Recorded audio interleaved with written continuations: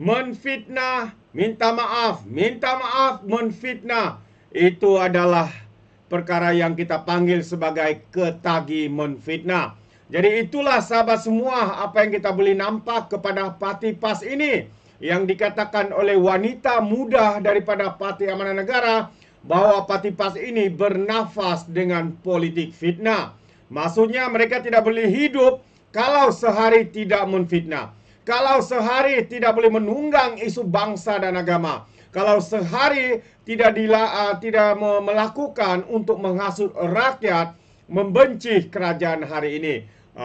Jadi itulah sahabat semua, kita boleh nampak pemimpin-pemimpin mereka sudah ketagih untuk menabur fitnah. Mungkin karena tidur, makan dalam tandas, apapun yang mereka lakukan, dalam otak fikiran mereka hanyalah untuk menfitnah. Jadi ini yang menarik untuk saya kongsikan, kenyataan daripada wanita muda amanah. Dan dua perkara, satu perkara lagi adalah perebutan kuasa gabungan Perikatan Nasional di Pulau Pinang. Apa sudah berlaku sahabat semua? Kalau bukan menfitnah, mereka pula saling bercakaran di antara satu sama lain untuk berebut jawatan dan sebagainya.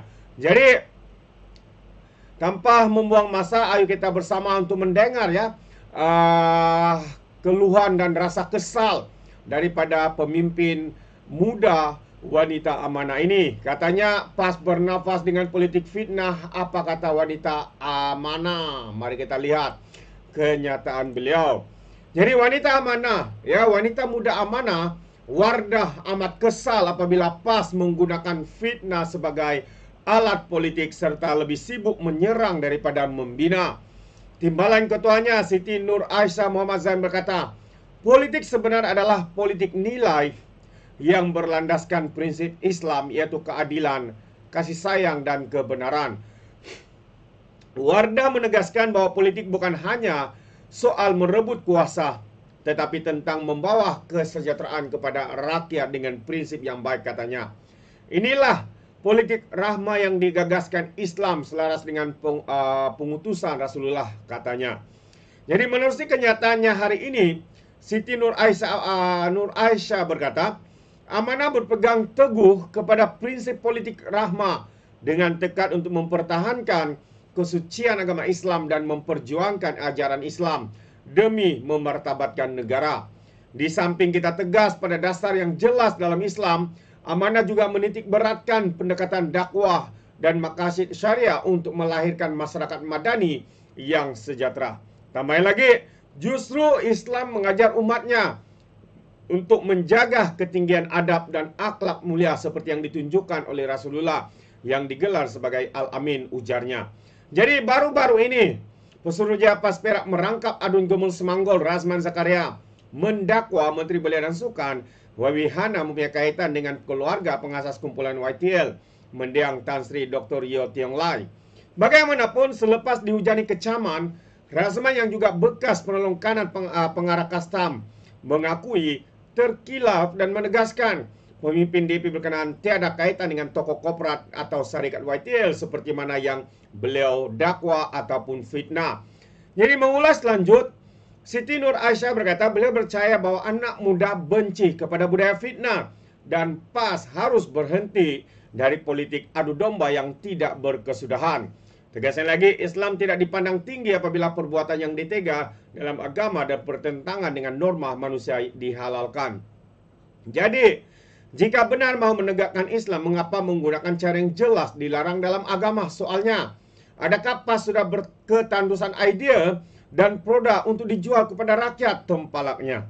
Dalam masa yang sama, beliau menegaskan amanah menolak sekeras-kerasnya budaya politik fitnah, adu domba, dan kebencian dalam politik. Amanah berada di persada politik tanah air dengan berusaha memajukan rakyat melalui dasar yang membawa kepada kebaikan. Amanah akan terus mencari solusi untuk membela kebajikan rakyat dan mewujudkan sebuah negara yang sejahtera buat semua rakyat, kata Siti Nur Aisyah lagi. Jadi, apa yang dikatakan oleh Aisyah ini sebenarnya bukan saja parti ataupun pemimpin-pemimpin pemuda, wanita muda daripada amanah merasa kesal dan juga menolak perbuatan menfitnah ini. Rakyat Borneo, terutama ya Sabah dan Sarawak, ya juga menolak politik fitnah seperti yang dilakukan oleh PAS, pemimpin-pemimpin mereka, lebay-lebay, ya ustazah-ustazah, ustad-ustad yang tidak habis-habis memainkan isu fitnah ini, ya. Dan yang lebih mengejutkan kita, mereka seakan-akan sudah terbiasa dengan perkara menfitnah. Ya, apabila fitnah dan kantoi, mereka minta maaf. Apabila minta maaf, karena mereka membuat fitnah. Jadi sahabat semua, seperti yang awalnya saya katakan, mereka sebenarnya sudah ketagih menfitnah. Ya, mereka sudah bernafas dengan fitnah. Seakan-akan kalau tidak menfitnah, mereka tidak boleh hidup pada hari esok. Mungkin begitu, sahabat semua, apa yang berlaku kepada ustadz-ustadz, ulama-ulama, ya pemimpin-pemimpin ya di dalam Pati PAS ini. Itu pandangan saya, sahabat semua. Jadi perkara kedua juga berkaitan dengan isu Pati PAS di mana di Pulau Pinang. Ya, mereka dikatakan saling bercakaran di antara komponen parti yang ada dalam Perikatan Nasional. Siapa yang sepatutnya jadi ketua, siapa sepatutnya yang jadi pengangkat bendera. Sehingga kan hari ini ya ahli parlimen Permatang Pau daripada Parti PAS katanya jangan terus bala siapa ketua Perikatan Nasional. PAS Pulau Pinang seru rakan gabungan, itu antara kenyataan beliau yang menyeru supaya jangan terlalu fokus dalam perebutan kuasa. Katanya parti komponen Pulau Pinang itu meminta sekutunya tumpu gerak kerja untuk menang PRU yang ke-16.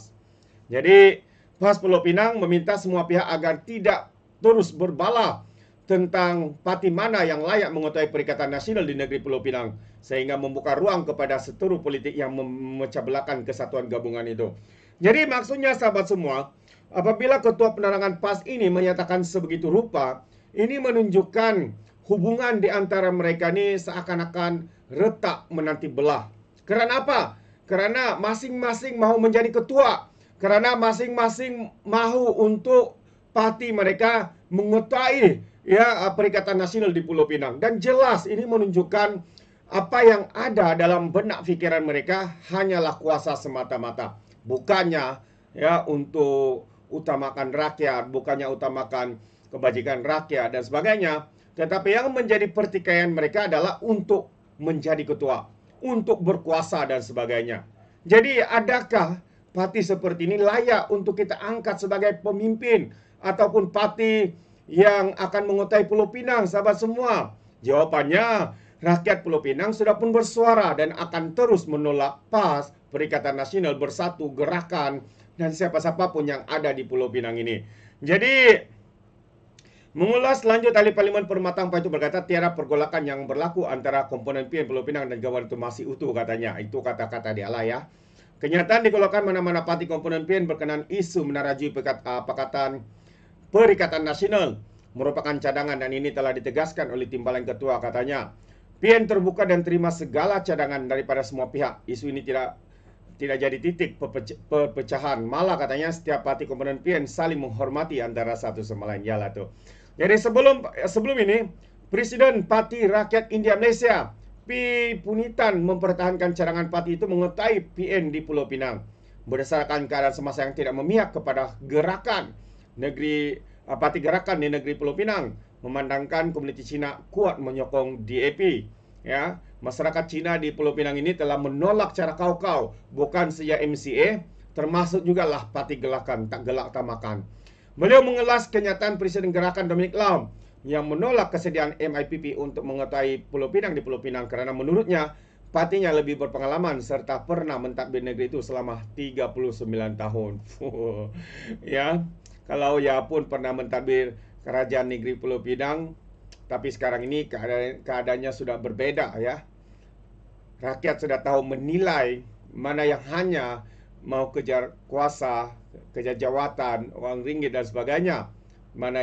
Dan rakyat tahu mana parti ataupun kerajaan yang tahu untuk menjaga kebajikan rakyat, keperluan rakyat, memberikan bantuan kepada rakyat dan sebagainya, yaitu kerajaan perpaduan di Pulau Pinang, sahabat-sahabat semua. Karena itu adalah amat mustahil ya, gerakankah Parti Rakyat India kah yang mana tadi namanya tuh, ataupun PAS kah, ataupun Bersatu kah, pastinya akan ditolak oleh rakyat Pulau Pinang. Itu pandangan saya. Bagaimana dengan Anda, khususnya sahabat-sahabat saya di Pulau Pinang?